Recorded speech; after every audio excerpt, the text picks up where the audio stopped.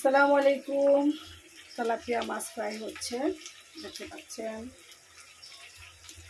আমরা অনেকেই ফ্রাই খেতে ইচ্ছা করলে দেখা যায় রেস্টুরেন্টে চলে যাই বা বিভিন্ন স্পটে ফ্রাইগুলো পাওয়া যায়, বারবিকিউ পাওয়া যায়। ইচ্ছা করলে আমরা ঘরেই তৈরি করে খেতে পারি।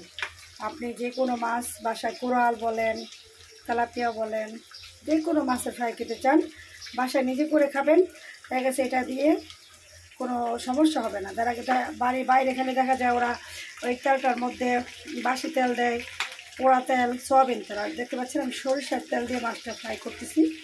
দেখতে কত সুন্দর হয়েছে, খেতেও কোনো সমস্যা হবে না, কোনো বাসি কোনো তেলের কোনো কাহিনী নাই।